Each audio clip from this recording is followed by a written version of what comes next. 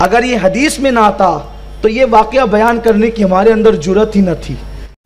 Subscribe कीजिए हमारे channel नूर रज़ा को और बेल आइकन को प्रेस कीजिए, जिससे आपको हमारी न्यू वीडियो की नोटिफिकेशन मिलती रहेगी।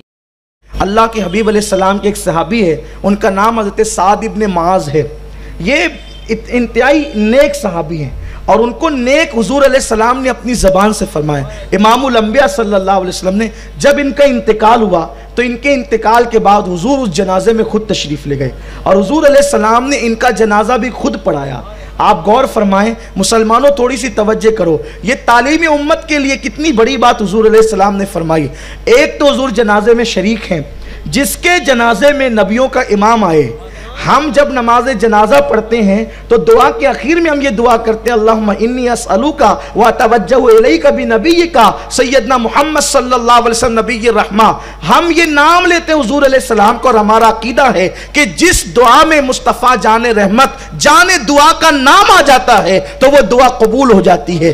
तो जिस जनाजे की नमाज जनाजा के अंदर हुजूर का नाम आए तो वो नमाज जनाजा कबूलियत के दर्जे पर पहुंचती है। तो जिस नमाज जनाजा के अंदर हुजूर इमाम बन करके खड़े हों, उस मैयत की खुशनसीबी का आलम क्या होगा।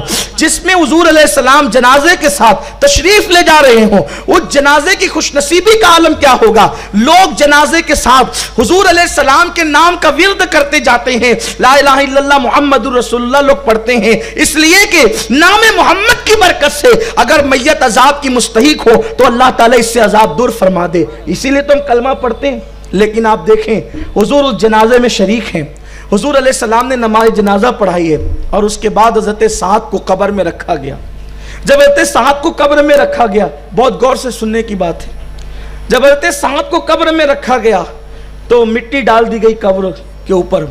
और चूंकि अल्लाह ने अपने हबीब को इल्म गैब अता किया, जितना चाहा इल्म गैब अता किया, इसलिए कि नबी होता ही है जिसको गैब की खबरें होती है। क्योंकि डिक्शनरी के अंदर ये बात है कि नबी का माना ही होता है गैब की खबर देने वाला। तो हुजूर सैयद आलम सल्लल्लाहु अलैहि वसल्लम जो है वो कब्र अनवर पर मिट्टी डाल दी गई तो हुजूर कब्र पर खड़े हो गए।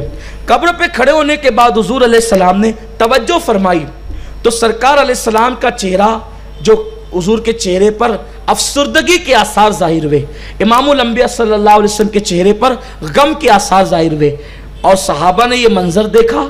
ये हदीस बुखारी शरीफ के अंदर भी मौजूद है, सियासत्ता के अंदर मौजूद है। सहाबा ने जब ये मंजर देखा तो सहाबा परेशान हुए कि हुजूर अलैहिस्सलाम के चेहरे पे गम के आसार, रंजीदगी और कबीदा खातिर होने के आसार क्यों है। फिर अल्लाह के हबीब अलैहिस्सलाम ने तकबीर कही, अल्लाहु अकबर अल्लाहु अकबर। फिर उसके बाद आपने तस्बीह पढ़ी, सुभान अल्लाह सुभान अल्लाह। और उसके बाद आपने अल्लाह ताला की हम बयान की, अल्हम्दुलिल्लाह अल्हम्दुलिल्लाह, यानी सुभान अल्लाह अल्हम्दुलिल्लाह अल्लाहु अकबर। आपने तकबीर तस्बीह पढ़ी और उसके बाद हुजूर के चेहरे पे खुशी के आसार जाहिर हो गए।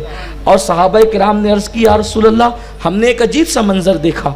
जब आपने साद को दफन कर दिया और आपके चेहरे पर गमी के आसार जाहिर हुए और आपने तकबीर और तस्बीह पढ़ी, फिर आपके चेहरे पे खुशी के आसार जाहिर हुए। आका अलैहिस्सलाम के जुमले सुनो अब दिल के कानों से।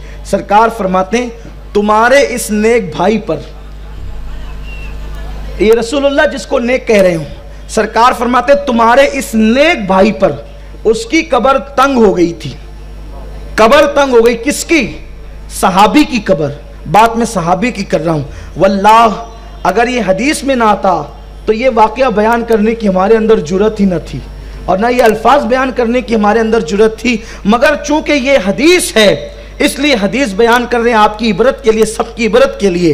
मेरे आका सल्लल्लाहु अलैहि वसल्लम के दीवानों, अल्लाहु अकबर। आका फरमाते हैं तुम्हारे इस नेक भाई पर जिसको इमामुल अंबिया ने नेक होने का तमगा दिया।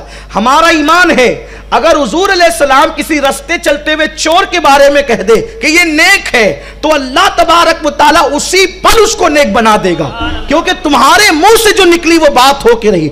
हुजूर जिसके बारे में जो कह दे ये उसके लिए जो है अटल फैसला है, इसलिए कि उनकी जबान हमारी जबान की तरह नहीं। उनकी जबान ज़बाने मा यंतिकु अनिल हवा इन हुवा इल्ला वहयु युहा है। वो जबान जिसको सब कुन की कुंजी कहे, उसकी नाफिज हुकूमत पे लाखों सलाम। वो दहर जिसकी हर बात तो वही खुदा, चश्मे इल्म हिकमत पे लाखों सलाम।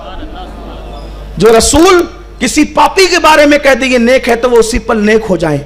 लेकिन सहाबी को हुजूर ने कहा तुम्हारे इस नेक भाई पर कब्र तंग हो गई। तो मैंने जब कब्र को तंग होते देखा कि कब्र उनको दबा रही थी, कब्र तंग हो रही थी, मैंने कब्र को तंग होते देखा, तकबीर पढ़ी, तस्बीह पढ़ी और हम्द पढ़ी, तो उसकी कब्र कुशादा हो गई। इससे तो एक सबूत ये मिल गया कि बाहर वाले जो अल्लाह का जिक्र करें या नेक काम करें उसका इसाले सवाब कब्र वालों को मिलता है। ये हुजूर अलैहिस्सलाम की हदीस से साबित है। लेकिन जो दूसरा अहम नुक्ता, इस हदीस का जो मेन नुक्ता है वो ये है, हम हमेशा इसको इसाले सवाब के बाब में पेश करते हैं और ये है भी, लेकिन इसका जो पस मंजर है और इसकी जो तशरीह है वो ये है कि हजरत साद जैसा सहाबी जिसको मेरे आका नेक कहें, जाने अबरार, जाने इस्मत, जाने इबादत, जिसको नेक होने का लक़ब अता करे, ये मालूम करे कि उनकी कब्र तंग क्यों हो गई थी, उनकी कब्र की तंगी की वजह क्या थी।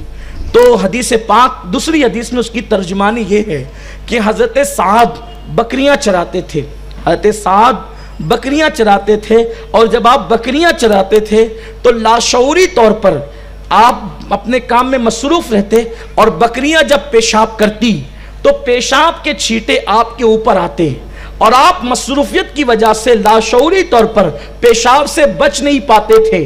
तो मेरे आका सल्लल्लाहु अलैहि वसल्लम ने फरमाया ये था तो बड़ा नेक, लेकिन ये पेशाब के छींटों से नहीं बचता था, इसलिए अल्लाह ने इसकी कब्र को तंग कर दिया।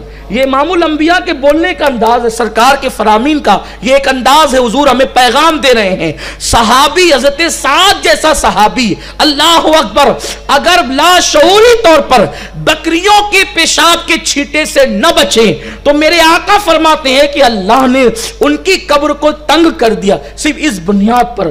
तो अब आप अंदाजा फरमाएं, जो लोग खुद अपने पेशाब के छींटों से नहीं बचते,